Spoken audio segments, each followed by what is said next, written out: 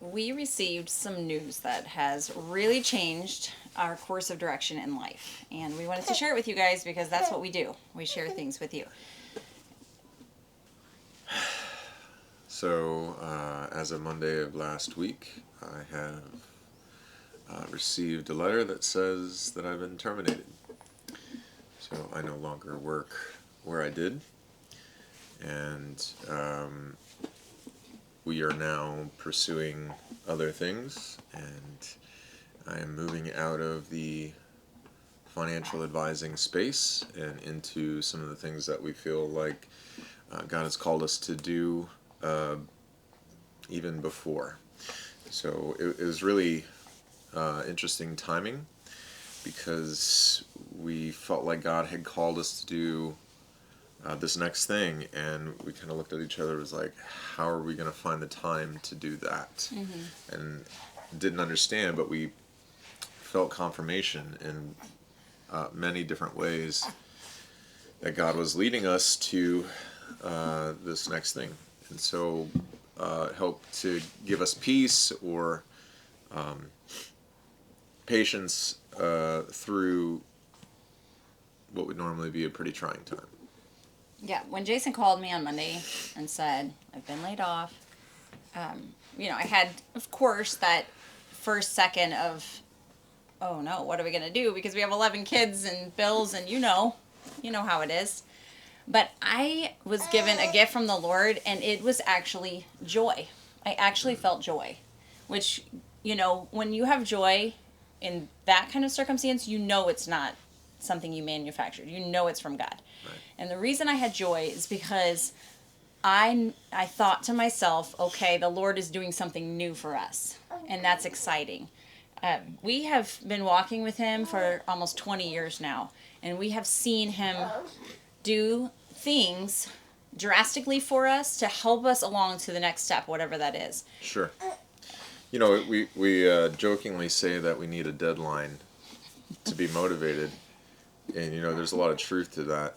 And so this has definitely created urgency on our side to put those things that we feel like God has placed on our heart into practice. Yeah, and the timing of this was really unique because we had committed to speak at the Okie Homesteading Expo. We were leaving on Thursday. So Jason was laid off on Monday. We were leaving on Thursday, and all the details had already been worked out. We had a place to stay. We had whatever. It was all ready to go. Mm-hmm. So thanks, Brandy. Yeah.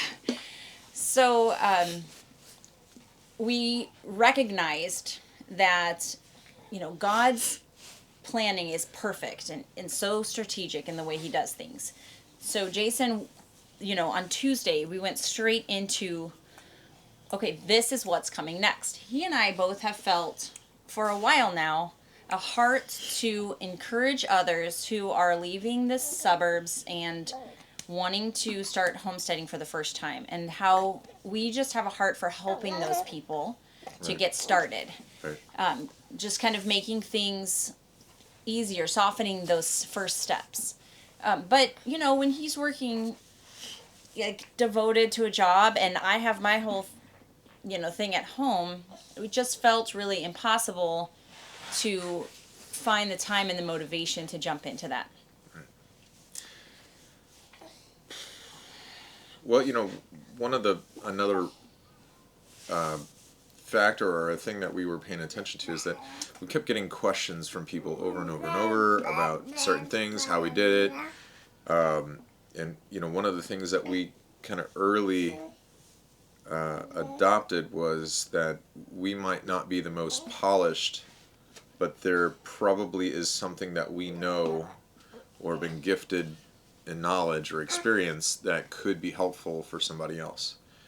And so the idea is that you need to be a certain fill in the blank before you're able to give advice, and we just didn't feel like that was the case. We feel like God has equipped us with some wisdom and experiences that would be helpful to share with other people, whether it's don't do what we did or these are the things that we found helpful, these are some of the questions, and obstacles that we had to overcome or find answers for. So that was kind of the basis of what we're moving into now. Yeah, and I've actually, of course, as we've shared with friends and family, the biggest question I get is, can he still do financial work, et cetera, et cetera? Well, yes, of course he can. Good. Yeah. But we're not just trying to, get an income in this world. We're really trying to do God's work for us, right. because, paying the bills, of course, is necessary, but earning money is not our primary objective in life. It's doing whatever the Lord calls us to, and really feel like he's calling us to something in this area. And it's hard to pinpoint right now because we're still walking through it, but we have been talking for months about having some sort of teaching farm. That was something that was in our mind as we were looking at property to purchase. Right. How will this property not just serve us, but be a place that we can serve others through it? All of these thoughts are swirling around, and if God, is pulling the rug out from under us as far as our comfort, we had the comfort of a paycheck. Right. We have to really depend on him for our daily bread. It just seems that at this time, he's positioning us to give us urgency to figure out how to actually make this happen. So we went down. We went on Thursday. That was setup day because our kids were selling their handmade items at a booth. So you had to set up Thursday. So on the way down Thursday, we started jumping into trying to put something tangible together that we could begin establishing. Sure. So one of my good friends, J.R. Spear, he had, I just basically sent a message out to my friends and was just saying, hey, by the way, I don't work in there anymore. Please pray for us. That was the general message. And he was like, what, why? And then, so we started getting into a conversation, and I kind of talked a little bit about what we feel like God has called us to do. And he's like, hey, did you know this is what I do, for a living? I coach and help people to do this. Starting businesses, is that his kind of? No, the doing the courses and whatnot, because we had talked a little bit about, I guess we hadn't spoken about that. So we had talked about how we felt like one of the aspects of this new move was to offer courses or classes in different topics, relating to homesteading. Right. I mean, we could list it, but that's not. Homeschooling, I don't know, there's a lot of possibilities. Sure. So, and so, he's like, hey, let me help you do this. And so we kind of started quickly going down there because it just seemed like the right thing to do. Right. Just jump in. Start setting something up. Right. And in doing so, I remember meeting with some faithful brothers of mine through another good friend, Ron, who introduced me to two gentlemen down in Lakeland, Florida area, where they're developing this platform called United City that has the capacity to do what we need done, essentially. And so we kind of halfway started to do things on our own, and then through the guidance of JR, and then was like, oh man, I really wanted to see if we could do this on a Christian-based platform, and rather than have to kind of move midstream. And so not to disregard what JR was saying, but I was like, hey, can we meld these two things together? And so we again, through my friend Ron, we reached out and said, hey, can you ask them if they got time to talk? And it's like 5 o'clock on Wednesday. No, Thursday. On Thursday. Yeah, 5 o'clock on Thursday. On the way to Oklahoma. Yeah, basically, right? They're is awesome.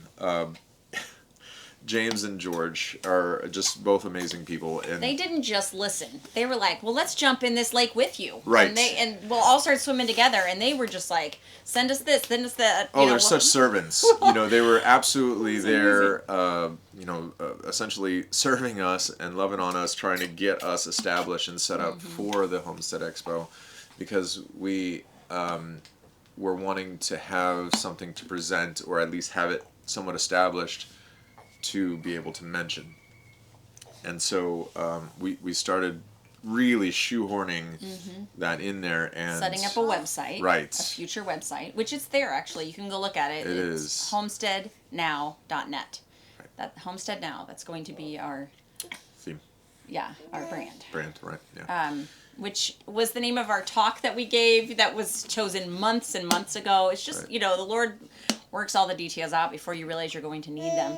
And so they jumped into helping us, lay this out, and they were incredible. And it was something that we could have ready because we were speaking at 2:30 the next day. So we got to our Airbnb. Did we mention we work good on a deadline? Yeah, we do. And others that are along are forced to work on that same deadline, right? I mean, there's just enough going on just in my kitchen alone to keep me busy all of my waking hours. So if I don't have a deadline for something, I'm just going to keep on making food and doing dishes and helping the family. And, a deadline will pull me out of that to work. It's the same with him. So, after he put his kids to bed, he called us back. We started hashing out details of this. It's still in the works. I wish that I was better at website development. Everything I do is hard. I tried to go and add the I think it's called Our Story, like an About Us page. Right. And would be so basic for somebody who knew what they were doing, but I worked and it's not that they weren't offering to help, but it's absolutely. Just like we just feel like we've asked so much, which we didn't even ask, and they just offered. And they would gladly help and continue helping, but to just keep giving someone, blessing them with your free service when you have so many other things to do. We just don't want to keep bugging them, but it feels like almost like abuse of a friendship. Right, and we don't want to do that. So we've got to figure this out. Because these are gentlemen doing their own thing, if you will, but yet ready just servants. Amazing people. Yeah. Awesome. So. And we have friends that also do this sort of thing that will help, but they're busy, and it's like until we have that crystal clear focus of the exact channel or direction that we're going to go through, I feel like we're in a holding pattern right now. Is that accurate? Yeah, that's what I was going to say, is that, we have a lot of ideas before us. Right, and they've been kind of changing. And so I'm feeling a little, I don't know, guilty is the right word. I'm feeling a little apprehensive about saying, hey, help us do this, or how do you do this, when we are developing or trying to understand what it is that God is calling us to develop. Yeah, we're still trying to figure it out while... trusting him for our daily bread. Right. But Jason's amazing friend. Okay, all right. Yeah. was like right there. Tim has been amazing. Yeah, he's like, you can come work with me. Actually, Joe was like the first to step in. Was. And was like, hey. You know what? I was actually telling my girlfriend about this is, there's something about waking up, and I can only imagine because I haven't been through this, but you're laid off of this has been your identity. This has been what you have done. For the last 12 years. And you wake up the next morning, and I would imagine you'd feel a little bit like punch in the gut. That's how I described it. What do I do? Yeah, no, I felt like I was in trouble. You know what I mean? I don't know. I mean that's probably some garbage from the past. But instead, you wake up to Joe, who you all know and love here on this channel. Yeah. What had called right away, hey, I got this guy who's needing some... I can't get to it. I mean, we had a tornado come through recently, this area. And so he's like, he had some roof damage, and I just, could you help me out? I really need you to do this job. So that was a blessing because he woke up to a need. Right. And a way to provide for that day. And the guy that I helped, he's amazing. He's a great guy. He was a believer, and he was blessed by having me there, and I was blessed by, being put to work. Worked just for... basically an hour and a half, 2 hours, and we did something temporary, and I might go back there. But since then, I had been working. It feels like a long time. It's only been 2 days. It's manual labor, Well, when you're at a desk and then you go to to manual labor, that's yes, yeah. So. It's good. It's been good work. Good for the soul. With a good friend. Yes. So you get that encouragement. And I get to hang out with a good friend. And it's allowing us to have income while we're trying to figure out what this looks like. I was kind of joking around with Tim today. I was like, I feel like this whole idea is like me having a stack of baseball cards, and some of them are really valuable, but they're in there and I can't really see them, and so I have all these ideas. We've been, not just me, Bella and Julie. We have all these Bella's ideas right in the front center. Yeah, she's been amazing. Working on different things and developing posts and courses and videos. Julie started recording some of the other ones already, and we're trying to before he was laid off. We were already starting to think this through and work things out. Ago, and Bella and I recorded a chicken butchering video that walks you through the entire process. It's still on the card waiting to be edited, but that could potentially be a class that people could purchase and be walked through what to do right then without having to sort through the internet. There's such a value there. We also have started an Instagram and Facebook page for Homestead Now, so you can go look that up and find that. Bella and I have already been sharing posts to that platform. So we're talking about the provision side of things, but really I think the main heart of what God has called us to is community. The YouTube has been a large extension of that heart, but also what we're seeing, and again trying to flesh this out and understand what it's going to look like. We felt like offering a community where people can come together, whether it be to see some of the posts that we would put out there, some of maybe the interviews with some of the professionals that we know that might be helpful, make those available for free, and then the courses would be maybe more of the paid part of things. So and so just allow people to be able to contribute and participate without there always being that what's in it for me type thing, because our farm has been that way, and we don't want to necessarily change that, although we feel like we want to step up what we have to offer.